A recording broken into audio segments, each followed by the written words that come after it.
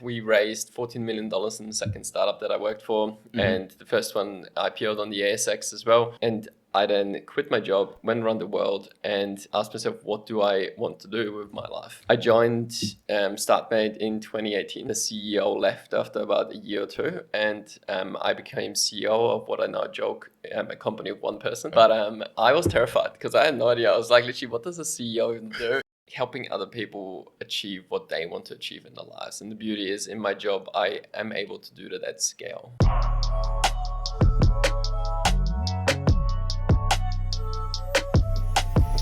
With you as the CEO of Startmate, where you bring together ambitious founders to essentially create the future. And that word ambitious, it can mean a lot of things to different people, but I'd love for you to explain what ambitious means to you. Yeah. Nobody's actually born with ambition. Like, that's the thing for me. Like, everybody thinks there's like an ambitious person that isn't, and you're one or the other. But nobody just has, you've got a little child. So like, it's not like she's actually going to be born with ambition. It's actually all her choices along her life, which is going to make her more or less ambitious. And then it's very much around how do people react to those decision points in their life. And the reaction for ambitious people, like when you grow into being more ambitious, are the ones of like, whether it's a success or a hardship, you're always going to go into like, hell yeah, I want more of that. Even if it's a hardship, you actually don't just go into hiding and put your tail between your legs kind of thing and go back. You actually just like run at it again. It's actually those mini choices throughout your life that make somebody more and less ambitious. And that's kind of people we look for at Startmate. It's like very much like founders just get rejected all the time. Like they have to be, the founder journey is actually often described as like, it's like chewing glass and having a smile on your face while staring into the abyss and still wanting to keep going. And that's exactly it, of like, even in the hardest times, like you still have the drive to do it. And that's kind of like what ambition, it like pulls you through the hardest of times. It's interesting because like when we talk about being pulled through the hardest of times, we want to be taken to a place of safety. So if I've worked, so let's just take exams, for example, if I've worked so hard through these exams, it's been hell because I'm trying to get myself into a comfortable job, as it were. But then even when you're in that job, you can still be ambitious in terms of wanting more. And that could be wanting more, like, I guess, personal development, could be wanting more money for yourself. So like, how do you get people to see, say, like the journey's never over in a sense, like you can be comfortable, but you can also still push yourself, if that makes sense. Yeah, totally. I think it's, I don't know, personally, and this is what most founders actually look for, like, I like as well. It's like you look at it as a learning journey. Very much so. There is almost like, there is never like a final destination. There is never an end anyway. Like you might actually say, oh, all I need to do is get to the end of the exam or get to $1 million in revenue or whatever it is. And you realize that it's never the end. And it's almost like those types of people who thrive on like milestones, but actually like getting to the next thing and the next thing. That's actually that's the exciting thing. Yeah. And the exciting thing is then also with those milestones, like what did you learn on the way? Because like it just makes the next milestone so much easier. Yeah. It's like a game. Yeah. You actually kind of gamify it. Yeah. It's like if you you take each level as it goes and then you clock each level. And I think the best thing about it is that, you know, when you might be defeating a boss or whatever, but you've saved it just before that boss. And even if you die, you go back to the previous level. So you never start from the beginning, but you go back to the level that you were at before. Because sometimes I always thought that, like, you know, there's going to be an end point of the destination. But like you said, it is that continual journey. And you have to have that kind of appetite for it.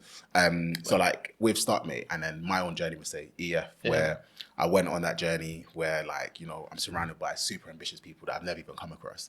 And it kind of checks your ego, but also checks yourself in terms of like, who am I? What do I want out of life? And like, is my ambition or is my drive similar to these people? And you can sometimes like compare yourself when you really shouldn't compare yourself because your journey is completely different. Your background is completely different. And on that journey, I talk about it a lot, but like I put so much pressure on myself to like make it work rather than trying to enjoy the experience. Even though when I look back, even at the time, I knew it was an amazing experience. But like, you have to, I guess, be determined, be strong, but also, I know, like enjoy it and love it. So like when you're looking for founders to join your programs, what other characteristics do you look for? I'll actually come back to that in a second, but because what you just said there triggered two thoughts for me. which is one of my favorite quotes, which is today is the worst you'll ever be. And it's just like if you think about it, like such a motivational quote itself, because you know that even if you're rock bottom today, it will only get better. But also that like you just keep improving even just 1% every single day, and you're always, I don't know, to me personally, it's the kind of thing where like in a month's time, I know I'm going to be a better version of myself. Yeah. And the other one, which I love what you said there as well, like when you surround yourself with people, for example, at EF or at Startmate, who are really ambitious. That's another one of my favorite quotes, which I'm sure we're going to go into later as well. Because I surround myself with really ambitious people. And one of the systems I use is elephants, which I'll touch on later as well. But it's essentially the idea that you are the average of the 5 people you surround yourself with. Like if you think about who do you spend most time with in your life, like you essentially become an average of them because they push you to new heights and you push them to new heights. But it's like that's the core element of Startmate actually. So back to your question of like what do we look for in founders? Well, one is definitely people who actually want to be ambitious. Like it's one of those things where not everybody wants to, and that's okay. And like if you want to make an awesome impact in your life, then you want to surround yourself with those people. So that's one thing. The other one is kind of that obsession is actually another one. It's like full on obsession of something. It actually almost doesn't matter what it is. And we at Startmate, we invest so early on into 2 people or 1 person with an idea. And I'm not the person to judge whether it's going to work or not. I don't know the market as well as the person. I don't know the customer as well as they do. But if they are obsessed about it and they can make me believe this is actually something worth solving, that's exciting. Yeah. It's actually almost like that will for ambition as well as the obsession around a customer ideally. That's magical. I feel the word obsession as well. Like I was talking about this before with one of my other guests, Jamelia Donaldson, who runs a hair care like D2C company called Treasure Tress. And then her whole title was like Jamelia is obsessed, and her thing was like being obsessed about like women and their hair and looking after it.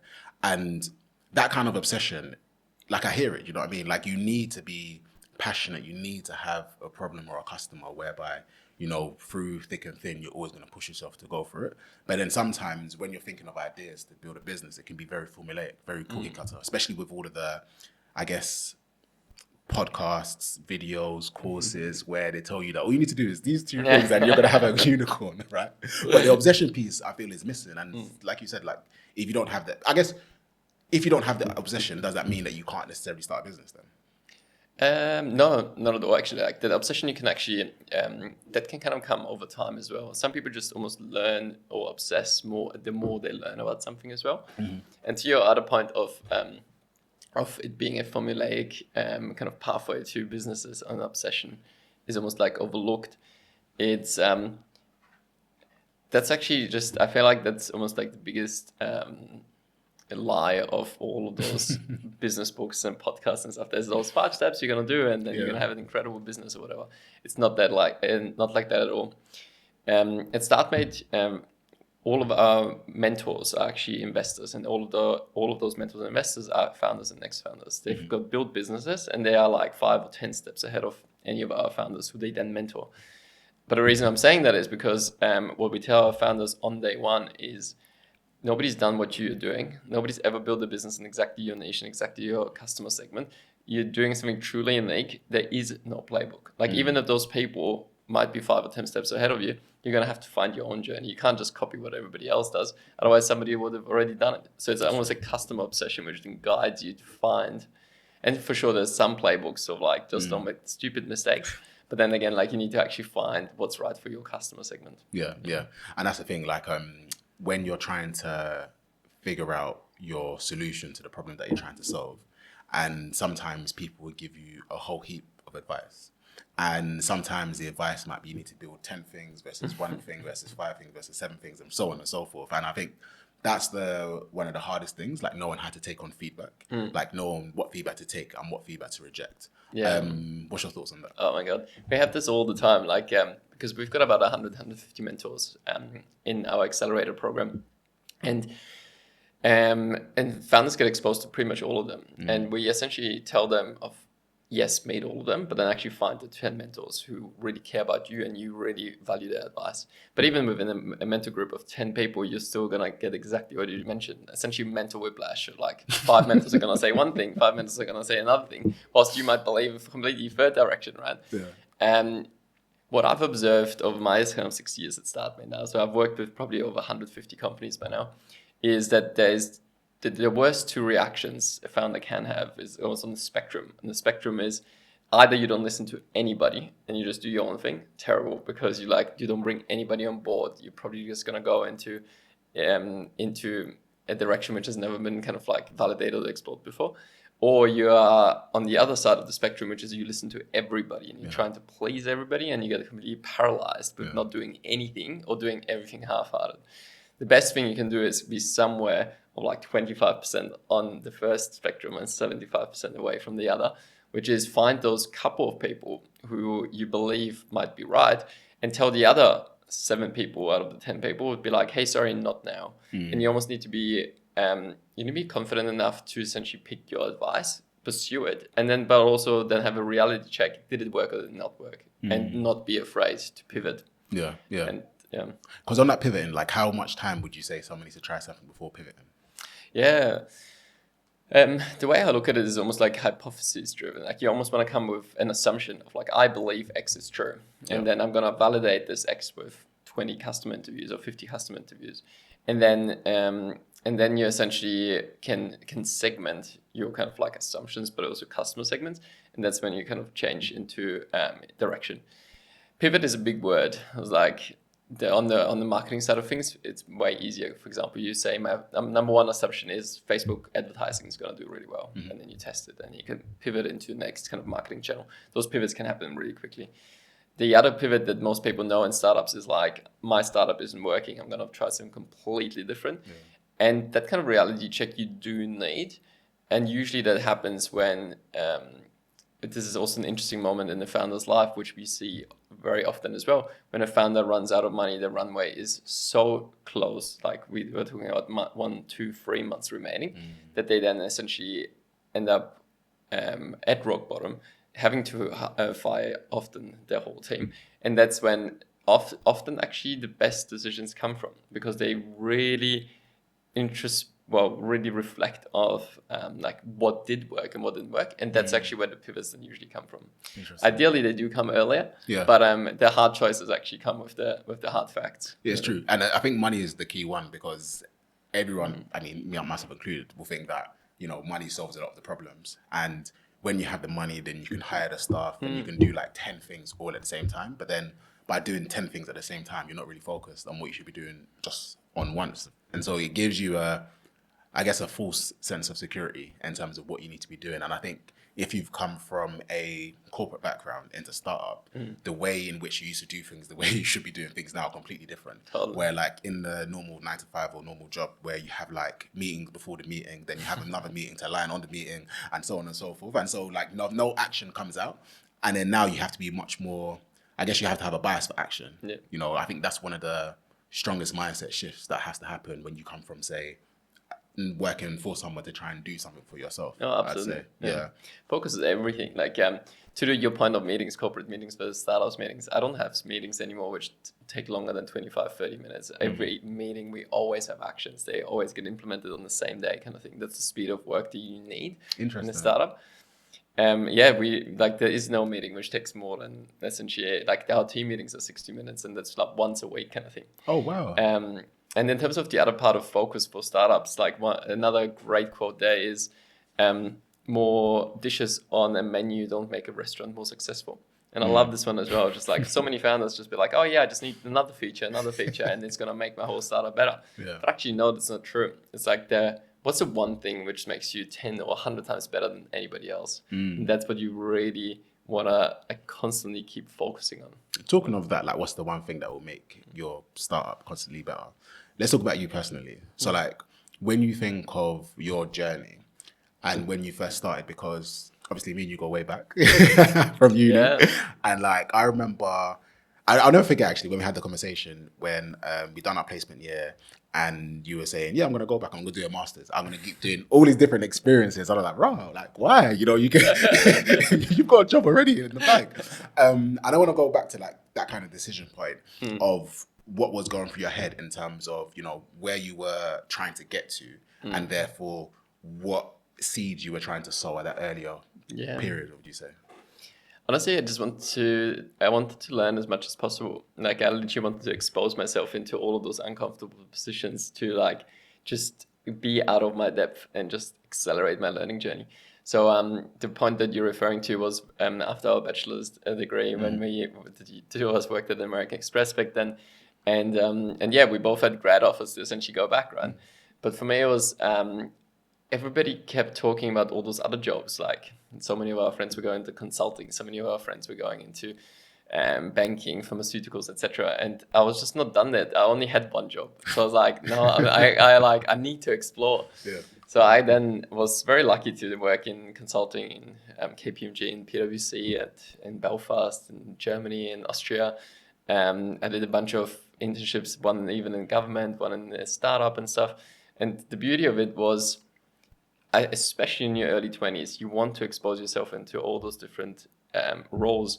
And it's almost not with the idea of finding out what you love, because it's almost too much pressure to find out what you love. The likelihood of you getting into your first job and loving it is so low from like the millions of job days. You actually almost want to expose yourself to 5 different opportunities and then find the things that you hate.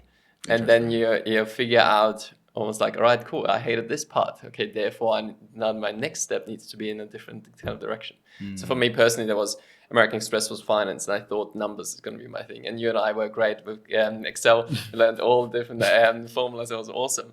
But then I was like, actually, I love working with people. So my next step was essentially consulting. I'm gonna work with lots of people. Loved it, the people aspect, but hated the part of like you were just recommending lots of stuff to people, but you actually weren't making the implementation and seeing the effect at the end of the day. So that's when I was like, all right, cool, I want to be more hands-on. So then I jumped into next thing was a startup where I was actually working with people. I was able to use all of my number kind of skills, and I was literally making a difference on people's lives every single day. And that was actually like upon realization, that was really cool. Yeah, it's interesting though, because like you went from something which is quite secure to something which is quite risky, because going to a startup, because was it in Australia as well? Yeah. So you literally left Europe, went all the way to Australia to work in a startup with no necessary job security. No, nothing. Yeah, but that's actually the beauty of being in your early 20s as well, to be honest. Because like I was still essentially just finished my master's. I was still essentially like 23, 24, and moved on the other side of the world to Australia. And I literally posted on the Facebook group and like, hey, who's got a job for me? I was like, I kind of want to work in a bar or a hotel or whatever. Yeah. And out of nowhere, like a friend of a friend of a friend kind of said, hey, I've got somebody actually leaving on parental leave. Why don't you jump in for 6 months? And I was like, yeah, I'll give it a go. Nice. And then from there, yeah, there's a whole story there. Yeah. That's crazy. You didn't even have to do a formal interview then. Well, honestly, my formal interview was I met the founder. He's like, I don't actually have a job for you, but we play soccer every Tuesday afternoon. Why don't you come? And after the game, he's like, hey, you're actually pretty good. Why don't you come back next week? After 3 games, he's like, oh, I've actually got somebody leaving. Why don't you like fill in for 6 months? Yeah. And this is a company of 3 people kind of thing. It's like, so this is kind of like how opportunities come about as well. So how did you deal with not like putting any pressure on yourself to get something quite quickly then? I definitely did. Like, I think I'm one of those people as well. Like, if I don't do anything, I just get a bit jittery, and I actually want to get my my fingers dirty again with like doing something. And yeah, it's like I definitely had a bit of pressure. Like, I was looking for all the different jobs. Yeah, it's like I was just essentially trying all different avenues. And like, it's funny that I actually got a job through Facebook. Yeah, that's random. Was it just a random Facebook group? It was like and I was actually a university alumni Facebook group. Oh, no. Posted on there, and like a friend of a friend tagged somebody. Yeah. Do you know what? It's funny because it seems random, but it's actually not. Because when you're part of a Facebook group, there's like a vetting process, especially if it's an alumni. So anyone who's in that group is an alumni of this university. Therefore, they've ticked a couple checks. So it does reduce the anxiety around hiring someone from this group, because especially if it comes recommended through friends.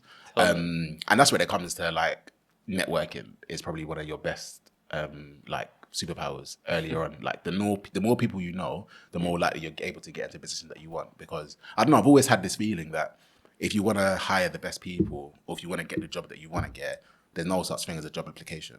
Like, if you want to get the best people, then you have to go and poach them from what they're doing, because it's most likely they're doing something else or they're looking in a different direction. And if you want to work for a particular company, then you have to put yourself in their line of sight. Otherwise, they're just going to miss you. Yeah. And because you have to make yourself different. 100%. Like, so we, outside of actually running an accelerator at Startmate, where we invest in 30 companies every year, I've actually also 3 years ago started something called the Fellowships. The Fellowships are essentially 10-week programs where we help about 1,000 people get into startup jobs every year now in Australia. And to your point of like, you need to stand out, that's exactly what we tell them. Like, it's not about having a great CV and the cover letter and sending that email out to HR kind of thing. It's actually about hitting people up, asking for introductions, meeting the hiring person directly, meeting the founder directly, having a 30-minute coffee chat and asking them all the questions. And like, the more you can stand out by doing the things which other people wouldn't do, that's actually how you do how you get the best jobs, or like the job which you actually want. Awesome. Yeah. So you're not at this first startup in Australia, living life. Was it everything you expected it to be? Honestly, I didn't really know what to expect. Like, I moved 11 years ago, and because I met my wife in Sweden on exchange, and she's Australian, and well, now wife, back then girlfriend, and we were together for a couple of months. And after a couple of months, I was like, I'm gonna give this relationship a go. That's amazing. And there was no, like, visas in Australia are actually really hard. So the short story there was just one of, as soon as I was like, I'm gonna give this a go, I looked into visas. And I was super lucky that 11 years ago, Poland had just released a work and travel visa, which there literally was in the newspaper. And I drove down the next day with my dad to Poland to actually get my passport renewed, to get the visa to Australia. And then 3 months later, I moved. Yeah. Wow. You like risk? Honestly, it's not risk. It's like an experience. I just love getting out of my comfort zone. Yeah. So then your experience during this startup, so like I imagine you're doing at operations at first? Yeah. And so how did you see your, I guess, personal development from moving from what you were doing in terms of like all these internships to now actually sticking at something and following a career? Yeah, I love that. Essentially, the way my skills developed was in American Express. I gained a lot of my Excel and P&L and balance sheet kind of skills. And honestly, that's still skills that I really value, because it's like hard skills. I can show that, I can prove that. It makes you feel valuable kind of thing, compared to kind of consulting where you have soft skills and like often you don't have that kind of hard skill necessarily. But that was actually one skill that I developed that way. Then in startups, it was fascinating because I jumped in as an operations analyst or whatever you want to call it. But essentially, it's a company of 3 people. Like, you end up doing everything. It doesn't matter. Like, I still remember being on the phones trying to call up customers. So, I was working for a marketplace where you can find pet sitters, right? So you've got a dog or a cat, and you go on holidays, you need to find a pet sitter.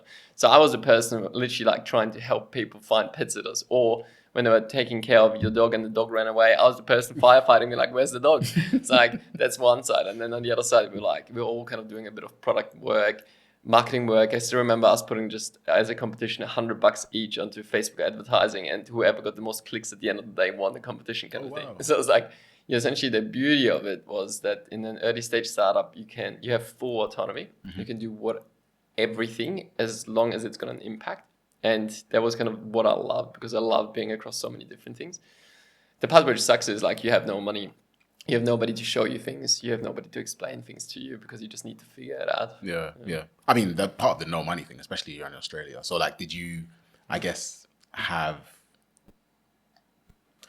doubts, or did you have like a timeline of when you were gonna say leave to do something else? Yeah, totally. So like, I was very much on the timeline, because I was on a work and travel visa, which goes for 1 year.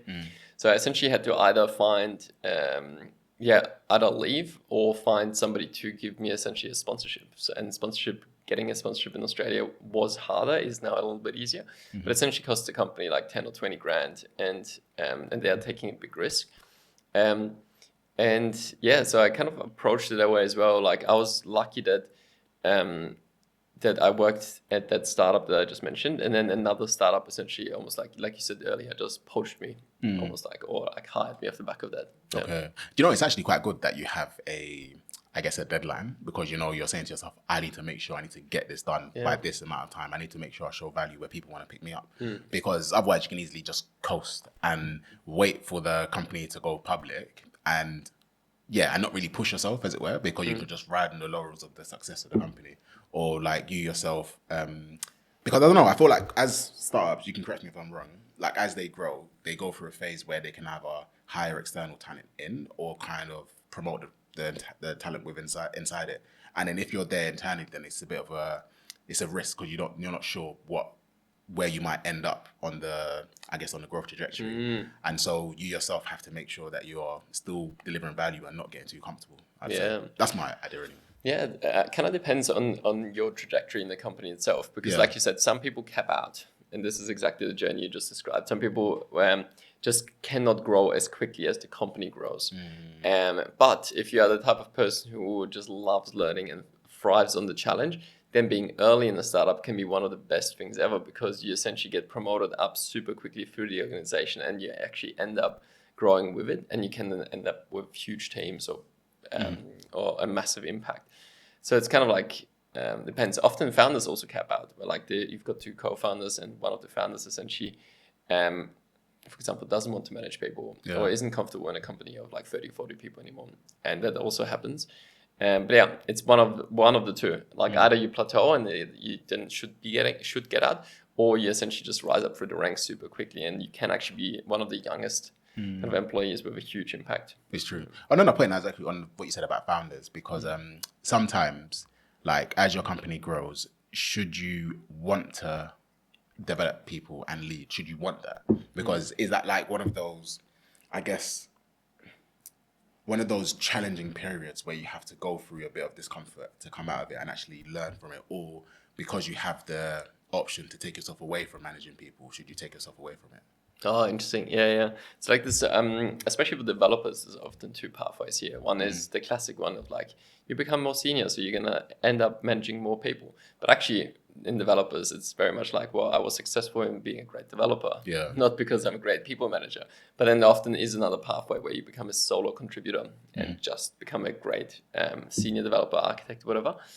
To your point around founders, I've seen it happen, like where there's 2 or 3 founders, and essentially they do decide that 1 or 2 of them, often the more technical people, actually don't manage staff, and that can totally happen. By the way, on managing people is like, that is often one of the hardest challenges. Because like, number one, nobody teaches you how to manage people. Like there are courses out there, and honestly, I recommend them. I've done them before myself as well, and they are game changing.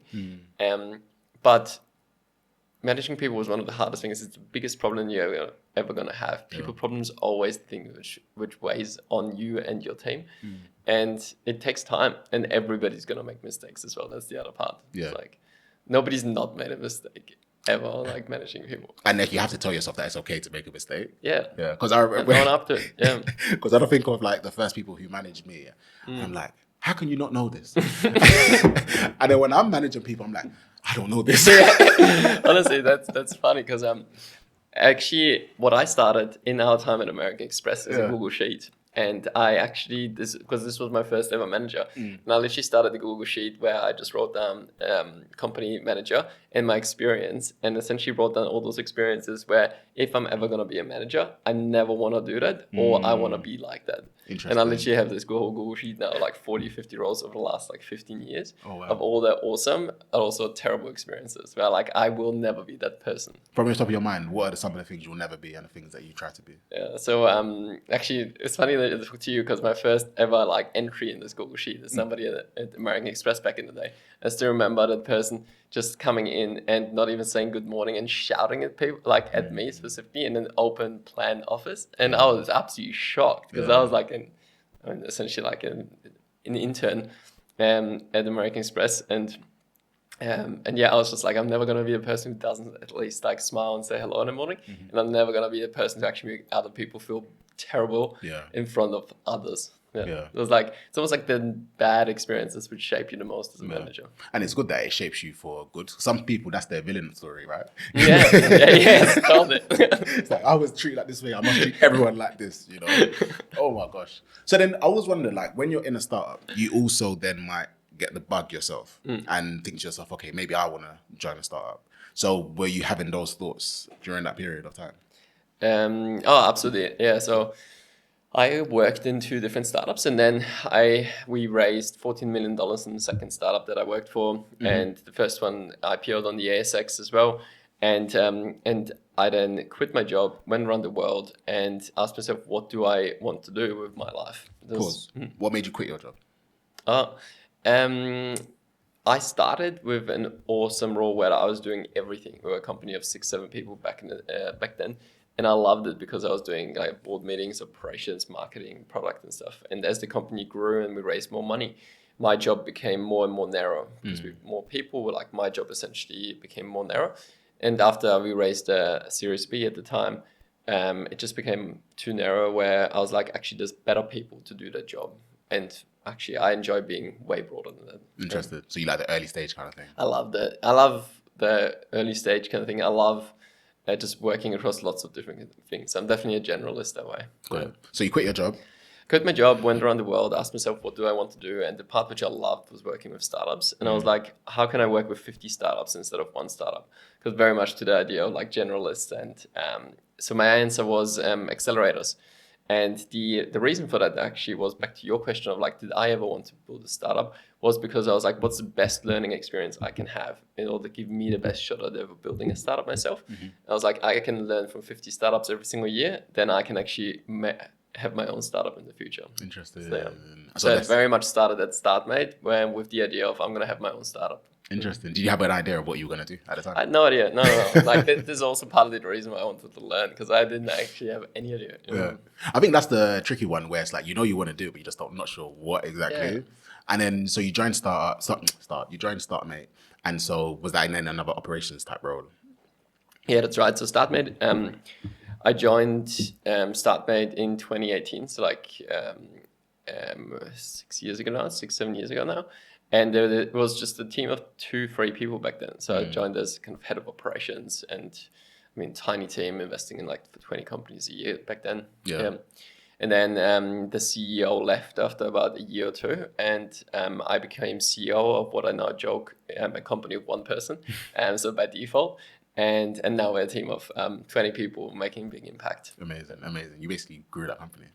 Yeah, which was an awesome journey. So for me, it was very much my startup journey, where I took something very much from like the early days and was able to grow it. So with that, like, how did that feel? Because obviously sometimes we might have imposter syndrome, or we might not necessarily feel that we're ready, especially if the person who just went was like way more experienced, way more older. And so they're telling you to come and step up. Like, how were you, what were you saying to yourself? Like and then what limiting beliefs did you have at that time, and how did you overcome them, would you say? I love that. I'm going to actually approach the question slightly differently. Okay. But I was terrified because I had no idea. I was like, literally, what does a CEO even do? I approached it in the way I always approach those things. So like I throw myself into the learning journey, and I start talking to all those people to find out more. And the way I approached it was in 2 ways. One is I literally did all my reading and literally Googled what does a CEO do, and then summarized all my learnings on my blog. And I wrote a whole blog post article about what do CEOs do, and there's 5 responsibilities that they have. And I have them on my to-do list every single day. I look at them and like, those are the 5 responsibilities What they have. What are the 5? What are the 5? Essentially, set the strategy, hire a team, hold the team accountable to this strategy, develop your team, develop a team and hold your team accountable at the same thing. Make sure that the money comes in, and evangelize your mission internally and externally.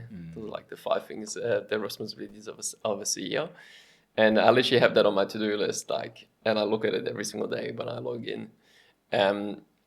That's the first thing I did, all the research. The second thing I did was a year or 2 later, when I was kind of getting into it, and you always have an imposter syndrome anyway. Yeah. I then did a whole interview series with 15 CEOs who I respected, and I literally asked them the question, how do you CEO? And had a 30-40 minute conversation with every single one of them, wrote it all up and summarized the learnings I learned so much. That's amazing. What was the biggest insight from that interview series? Oh my God, so much. Like one of my favorite ones is actually around being the best knowledge worker, which is a bit of a random one. But if you think about you and I, or like pretty much everybody who's listening to the podcast probably, it's like most of us are actually not physical workers. We are often not out there in the physical world building things. We actually are knowledge workers. We're creating more knowledge and insights. And how do you become the best knowledge worker? It's essentially you or like the process, the way it was described to me, which I loved, was you do the thinking, you write it down, you get feedback on it, you do it, and then you essentially go back to you do the thinking, you write it down, you get feedback on it, and you do it. And it's that kind of loop. And the critical part of the loop, which so many of us are missing, and myself included back in the day, was writing.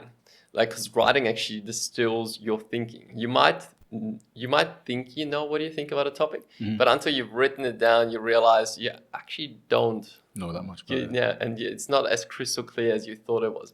And writing actually distills your thinking, and that really then helps you become a better knowledge worker. It's interesting. And even as you said that, the thought that came into my mind was like vulnerability. And I think naturally when we think of a CEO, they're meant to be the oracle. They know everything, right? They're the one who approves, disapproves. They have their advisors, but ultimately it's their say-so. Yeah. And to be able to have your ideas, put it out in terms of a strategy, but still be open to get the feedback and shape it in the right way. I think number one, that shows like a lot of humility, but also you have to be quite decisive because you can't have too many cooks in the kitchen. You still have to make a decision at the end of the day, and you have to live or die by the decision that you make, whether it goes positively or whether it goes negatively. And it's a lot of responsibility, especially if it's your first CEO job. And I can imagine being in a situation whereby like you're like constricted by like not making a mistake, but you have to try something out in order to see if it's going to push the company in the way that you want to or not, right? Yeah. For sure. I mean, you touched on so many awesome topics there. But the first one is feedback culture, which is something which is very close to my heart. So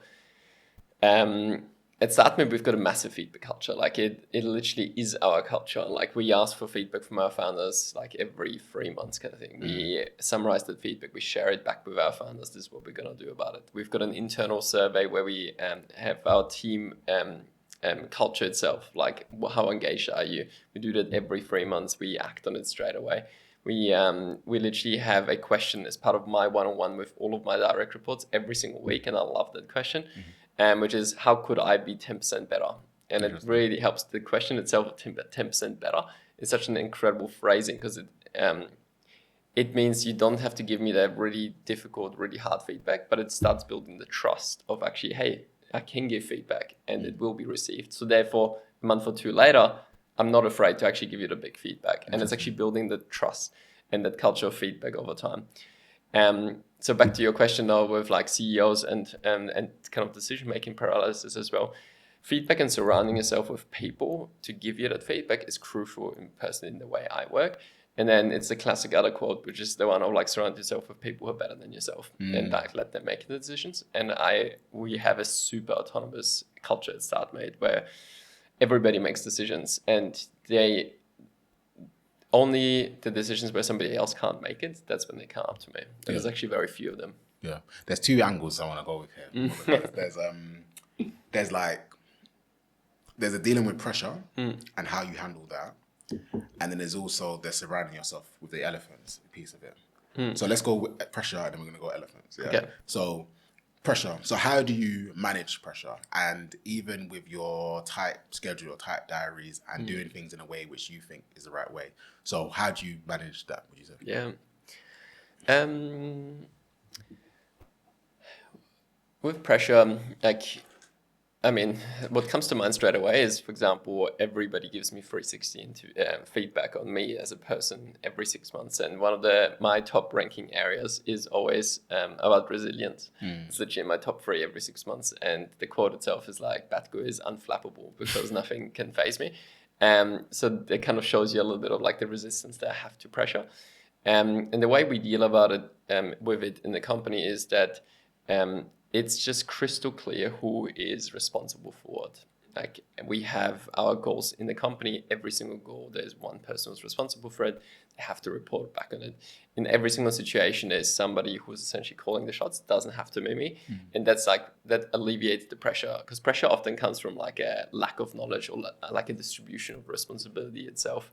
So like that massively helps. And for me personally, if the pressure is on me, I'm just not afraid to say I don't know, and just asking for advice for people, and that actually helps as well. Like it's very rarely that I feel pressure because I can just be very truthful people and vulnerable, back to your other point of just like, I actually don't know the answer right now. Like, give me a day. And then you go find it out and come back with it. Totally, yeah. And people can trust me that if I say I'm going to come back a day later, I will be there. Yeah. I like that. And then because with that, like, because you do so many things like within work and outside of work, then your own, I guess, time management becomes quite crunched. And because when I think of when you've got conflicting priorities, then that can bring another kind of pressure because you want to bring your 100% to each one.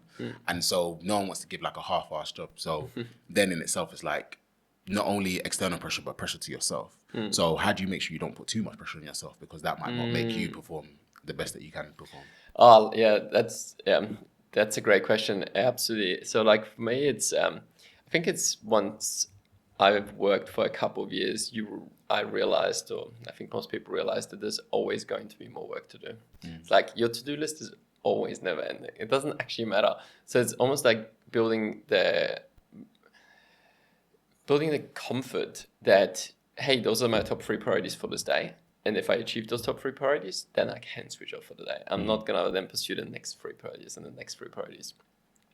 And it's actually been game changing for me to build those types of, because so many people talk about work-life balance, which I personally would just redefine it slightly, which is work-life boundaries. And the boundaries, the way I've set them now over time, is that, for example, I don't start work before 9 a.m. And I always take the time for myself, because before 9 a.m., that's actually time in my day that I can 100% control. Whereas often it's harder to do that in the evening, because after 7 p.m., like there's another email which flies in or whatever. Whereas when you wake up, you actually cannot check your phone. You can actually exercise. You can meditate, whatever you want. And then my day starts at 9 a.m. Everybody knows there's no meetings before 9 a.m. either. And it's like, that is a hard boundary. And you can build those boundaries around whatever you do.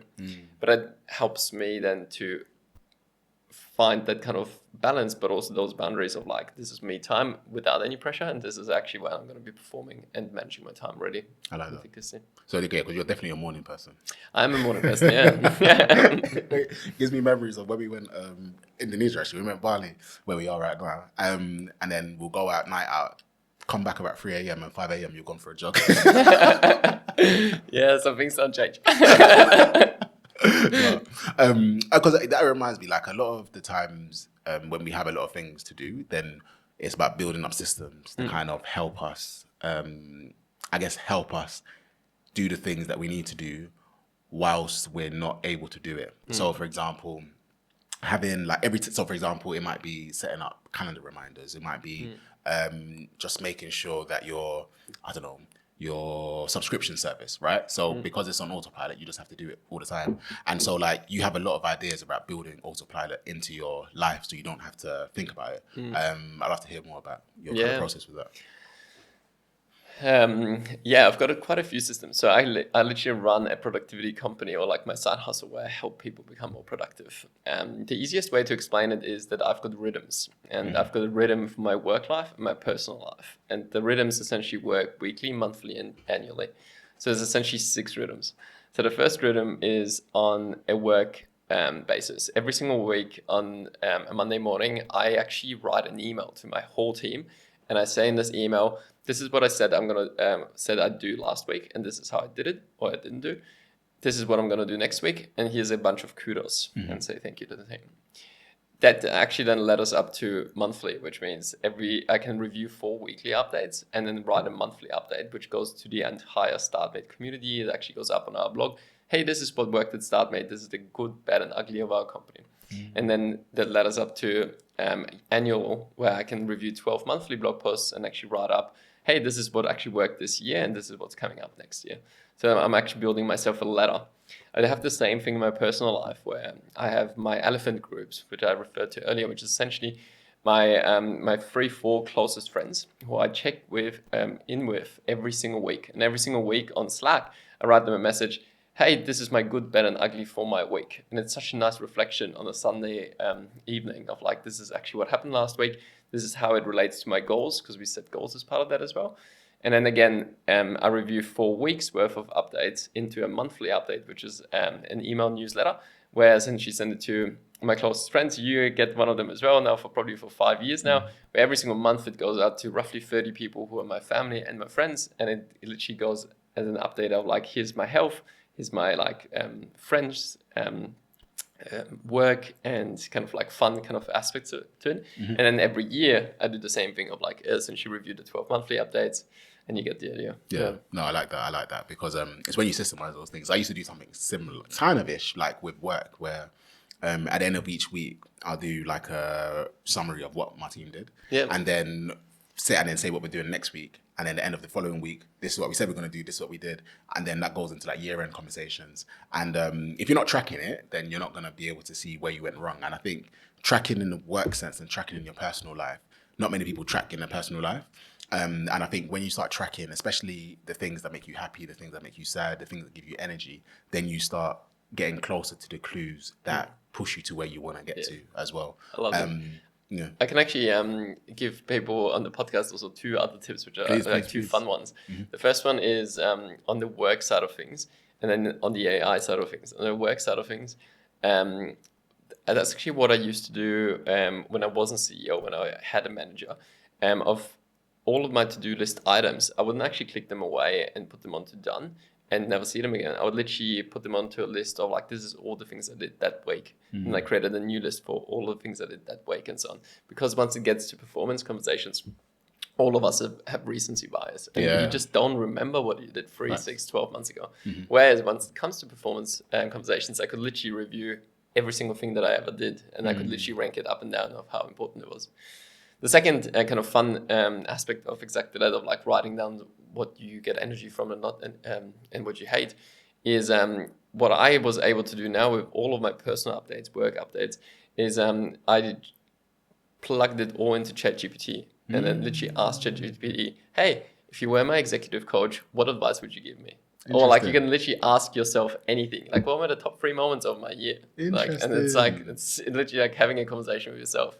I like that. And on that actually, so now you've got your executive coach. Yeah. And because you're from what I gather, it's like you have a strong understanding of like your life and like where things are tracking and things are going. So when you think more forward and when you think about where you are right now, how do you think about like purpose? Do you think about your own purpose and like, I guess your future? Yeah.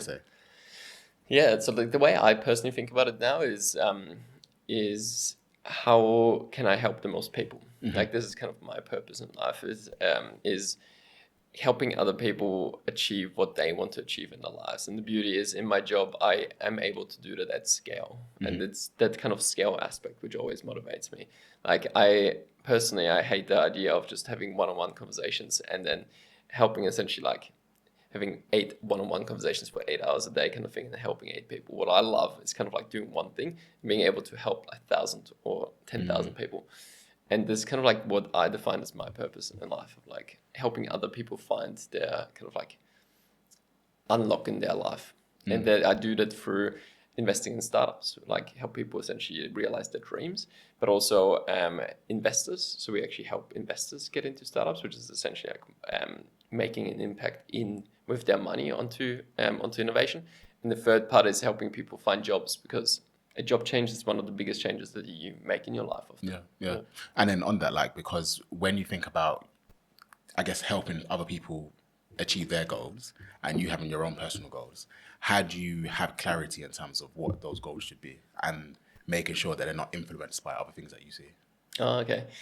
I might like tell me if I don't answer the question, but one of the parts which exercises that we do as part of Elephants, which I do with my best friends, and we sit down every year to review them, is it can be as simple as a spreadsheet. And you can imagine it as a spreadsheet as the columns being my goals in 10 years, my goals in 3 years, my goals in 1 year and 3 months. Yeah. And then the roles themselves are essentially across health, finance, work, intellectual, sports, etc., etc. And you start filling out those boxes. Some of those boxes you have no idea. Like, what work do you want to do in 10 years' time? Most of us like have no idea what that would be. But then again, most of us do know, like, oh, in 10 years' time, I do want to have a family. I do want to live here. I want to have this kind of like house, whatever it is. I want to be in a financial position of X and Y and Z. And you start filling out those boxes where you want to be in 1 year, 10 years, whatever. And once you have even half of them filled, it actually becomes much more apparent of what belongs in the other boxes. Because if I do want to have this type of income, like then that means I need this type of job, or whatever it is. And this kind of is what holds me accountable. So I do that exercise every year to like review how am I going towards my 10-year goals, and if they need changing as well. Yeah, it's interesting because like when I think of that, because you have your side hustles, and then you can easily say, you know what, like if I focus more on say the productivity course, then that can unlock like thousands of people. It can be done automated, and therefore if I put more hours into it, it can become even bigger. And then you've got the conflicting thing of like say Startmate, which is like your normal day-to-day job, and then making sure that you feel, I guess, energized, invigorated, and wanting to push it every single day. Yeah, I just like those two things. It's like they don't necessarily conflict each other, but you have to have a clear conviction of where you want to take each one, and then be comfortable if you're going to take things just to say like 50% of its potential in order to take something else to 100% of its potential. Yeah, absolutely. So like this is probably like the hypocrisy of what I was saying previously, which is the one of focus, right? Of like we just do one thing, whereas I'm literally doing like 4 things because like you said, with Startmate, I actually get to work with 1,000 people every year. With Huddle Pod, which is my productivity side hustle, I get to work with 150 people or 200 people every year to make them more productive. I run a running club with like 1,000 people across Australia and New Zealand. And I also just joined a government committee where I can actually like shape startup policy in the country. I see all of them as like scaling myself and making an impact on people. But I definitely dilute myself in terms of the time. And it is definitely the shadow of me trying to work across so many different things. So like I do spread my time really thinly. But like you said, it's really just important then to realize of like, just be real with yourself. Like how much time can you spend on each thing? And for me, it's definitely my day job, which is Startmate, which has most of my time. And it's also where it belongs. Yeah, no, brilliant. I mean, I've got so many more questions. But we have to wrap up. But before we do go, I've got a couple quick fire questions for you. So my first question, what's a piece of advice that you hear people give all of the time, but when you hear it, you actually think it's bad advice? Oh, wow. One of the pieces of advice that I can think of, which I heard back in uni actually, was the one of when we did our bachelor's, and then people are like, oh yeah, just get a job now because you can always do a master's later, or you can always do a degree later down the line. I don't know a single person who's ever gone to work and then return back to uni. Of like, I feel like that piece of advice is like, it has never been valid. Where like, because once you are in a job, it's so often you have golden handcuffs. You get paid, you get used to the money, and it's so rare that you actually then get to get back to uni. So it's almost like if you're gonna be in uni and you actually want to study a degree, just keep doing it rather than. I like that. What's one tip to avoid overthinking? Write it down. Like that's what I would do. Like whenever there's a decision, like it's a very quick kind of like pros cons list, and the other kind of part is, and this is when you write it down, it's always the first thing that you write down, which is actually the most important thing as well. We actually almost like try to find excuses for all the things on the list, like item number 5 or 10 on the list is actually almost like finding excuses not to do something or to do something. Whereas it's actually always like the first 2 reasons, which are like, you should actually do that or not do it. Got it. What's your main hack to help boost productivity?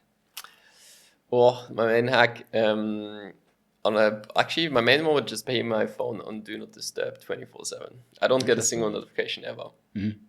That's a good one, actually. That's a good one. What's one book that you recommend to people the most? Courage to be Disliked is my favorite. I've tried, you know what?